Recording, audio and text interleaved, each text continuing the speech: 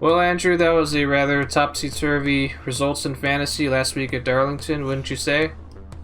The whole race, there was so many incidences involved, with tons of playoff drivers involved in it, and some non-playoff, mostly playoff drivers. And definitely, you see in the top 10 there were a ton of non-playoff guys in that sprinkled in that top 10. So we're gonna quickly look at we're gonna flash through all of our fantasy results. Both me and Andrew's lineups are pretty samey throughout all of them. So I'll briefly mention the one with the highest scoring, Jackuwarz World Network. It went big on Joe Gibbs in the bonus picks. Really, the only blemishes throughout almost all my lineups are Ryan Blaney and William Byron. Blaney spun out in a later portion of the race. Byron, he was one of the Hendrick cars to have tire issues, and most of my lineups, they were able to secure 3 of the top 5 finishing drivers with Larson, Hamlin, and Truex. So that was able to carry the load of Blaney and Byron. And for World Network, we get above 200 points. About your best finishing lineup, Andrew. Yeah, definitely my best finishing lineup was my no Chevy lineup, which had a total of 227 points. I had Brad Keselowski, not Brad Keselowski, Ryan Blaney, Denny Hamlin, Kevin Harvick, Martin Truex Jr., and Joey Logano. I think definitely something to take out of the no Chevy lineup is, Darlington's kind of that no Chevy lineup track, as like the next track that we're going to preview, Richmond. And another thing is, don't count out the Penske drivers. Joey Logano and Brad Keselowski, they really showed their veteran experience and just kept calm throughout all the chaos within the playoff drivers. 22 was good in the race beforehand, the last Darlington race. Just had a speeding penalty, but yeah, 2-car you didn't think was going to be good, and I thought he was going to be eliminated, but he just drove that car and really had a strong race where he just fought that car and to a top 10. So definitely don't forget about Team Penske. I guess let me correct myself before we move on to the next segment. Actually, my own no Chevy had the highest scoring lineup last week. It had 3 more points over World Network. But comparing my no Chevy to your no Chevy lineup, you had more bonus picks than me. I had Christopher Bell instead of Joey Logano, which that's an 8-point difference. But everything else is about the same. Yeah, I would say Christopher Bell was also a great pick, like we said last week. Just that third stage, he had a vibration issue, and honestly, the damage that he incurred with hitting the debris and the debris caution afterwards, I don't think it really hurt him. But just definitely, as a young guy managing his tires, maybe he wasn't as experienced as some of these veterans, but definitely could be a lesson that he learned this weekend. Okay, so that's what our results from the week of Darlington were. Now looking at the drivers that earned the top 8 most points, you have both Chip Ganassi racing cars in this list, both Kurt Busch and Ross Chastain scoring 44 points each. I don't think we mentioned Ross Chastain yet. He finishes 3rd on the day, Andrew. If you've seen the last few laps, or basically the the last green flag pit stop, Chastain was able to get that lead out, and the Joe Gibbs Racing guys of the 11 and 19, they were working their strategy. That late caution definitely evened the playing field. But Ross Chastain was a bit of a surprise to have a fast car here. He had speeds in the past Darlington races here of, I want to say, around like 11 to 15-ish place. So pretty decent speed average for that Chip Ganassi racing car. But we didn't predict him to be someone to put in your starting lineup for the fantasy live thing. I think we had him as like a caution driver, or even like a sounds about right. I would say a caution driver at that. And I wonder, will they keep this momentum going heading into Richmond? Because now we're going to be looking at our tier lists here. Andrew, this week we're going to be covering 3 of these drivers. I'll cover 2. Just do a little flip-flop. I covered 3 last time. So we're going to look at these top plays here. We're going to go with whatever driver you're going to pick. Yes, and so for the top play, we're going to talk about the king of short tracks, or I would call him the king of short tracks. That would be the 19 car of Martin Truex Jr. Martin Truex Jr., he's been really good at these short flat ovals or just these short ovals with the 750 package. You know, he's had really great finishes here, as you can see in the graphic. Yeah, and he's won a few of these races, like, you know, Phoenix, Martinsville, and even the Darlington race before Denny Hamlin. He won those 3 races back in the early part of the season, and I would say he still really continued it. Yeah, he's right next to, or should I say, Joey Logano's right next to Martin Truex Jr. In terms of drivers we're going to hold in high regards this week at Richmond. I'd say him and Logano are going to be your building blocks for this week. But who to pair with them for your lineup? I think you're going to find a good selection of drivers that are going to come in these blind spot plays. I'm eyeballing either these 3 drivers at the front of this group, either Christopher Bell, Brad Keselowski, or for this section I'm going with Eric Almirola. Now my big reason why you should really consider Almirola is that if you line up all the playoff tracks, all the tracks that are left in this season, I would say Richmond is it if you want to get any Eric Almirola plays in. Almirola here at Richmond, plus Phoenix and New Hampshire, these are Almirola's best tracks, kind of in the same way of Brad Keselowski. Phoenix, Richmond, and New Hampshire are also good tracks for Keselowski as well, so you can easily have him, the 2 car, instead of Almirola here, but I like the cups of Almirola just as good. He's in a situation where he does need to distance himself from the likes of William Byron, Kyle Busch, and Alex Bowman, so he can beat those drivers and stay ahead of the cut line and make it to the round of 12. So I really like the cusp of playing Eric Almirola. He's going to be a cornerstone of my lineup. And a bit bold, I'm going to be pairing him with Brad Keselowski in some of my lineups as well. Yeah, I would say if you're really wanting to save for this weekend, or if you're looking really into saving, those 2 are really the great 2 that you want to save, as with Bell. But like, you know, Bell, you know, quick thing about him is, you know, he's a Joe Gibbs racing car. Don't really need to worry about it. He's been doing good here. But back to the 2 and the 10 car, you know, we always harp on like the 2 car being terrible at these 750 tracks, but we're going to a short flat track, like we keep mentioning, and he's really done really well at those tracks. So, you know, I've argued a lot about that, but yeah, I can definitely see your argument for the 2 car. The 10 car, yeah, he's definitely, I would say, Stewart-Haas Racing. The tracks that they really do well are these 750 packages. These 550 packages, they're just horrendously slow, or just, yeah, meh for the day. Who do you got for long shot plays, Andrew?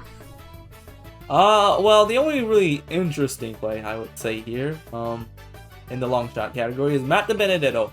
You know, he's been coming off a really good streak of finishes, you know, from like inside the top 10, from like, I want to say even like Watkins Glen or Indianapolis. He's been having that momentum. I know it was taken away at Daytona by an ill-advised block by Chase Elliott, but anyways, yeah, although the Darlington race was really terrible for him, but yeah, Matt DiBenedetto hasn't really finished that bad, and especially in this 21 car. His short flat track speeds are really great. He's had 10th and the 14th at New Hampshire, but I think he finished better than that. Based on NASCAR Fantasy, you know, that 21 car. You know, I would just say this track is not really towards the Chevrolet. So while we're going for the best Ford, which is, I would say, Matt DiBenedetto here. Yeah, for New Hampshire, he finished in 11th place, but before that, in the past Richmond race, it was a 9th place. So honestly, Matt DiBenedetto, we put him in the long shot. He could be one that you might start, or just to save your usages, or he could be upgraded to a blind spot. Could be a surprise result, just like Chastain last week. Will it be a 3rd place finish? I wouldn't say so. At most, it could be another top 10, just like he had last race here this year. So, how about the caution plays? Some of these drivers, a lot of Chevrolet drivers. Chevrolet, not really the way to go for this week. You want to go with Fords and Toyotas, mainly Team Penske and Joe Gibbs. So, you're going to see towards this bottom end of the list, a lot of Hendrick, and you got Tyler Reddick in here, as well as both Chip Ganassi racing cars. even though I feel they did have very good results last week at Darlington. They have momentum, but Ross Chastain, I would say, put in caution. All it takes is a bad result, and then that play, if you have Chastain in your lineup this week, could just blow up in your face, because for one, not many people are going to be playing Chastain just like last week, because he's not in the playoffs. There's that. And two, his results at these flat tracks, mainly Richmond, he has yet to post a top 15 or so result, I believe. Lightning doesn't strike twice all that often. It could possibly end up happening with Chastain, but still, I would say focus more on the top plays, your playoff drivers. Get in your usages on, say, TRUEX and Logano. If not, you could probably squeeze Chastain in a lineup. Say, have about 3 or 4 of the top plays, one from blind spots, and just stash Chastain in your garage. Maybe he gets you that same result that he got at Darlington. We're gonna finish off our coverage of this tier list with your voids, Andrew. The one driver that we're going to talk about here in the voids, well, there are 2 playoff guys here, the 9 and 24. We covered the 9 last week, so why not cover the other, the last car of the Hendrick Motorsports stable, which is the 24 car. You know, his best finish came here on the last race, 7th place.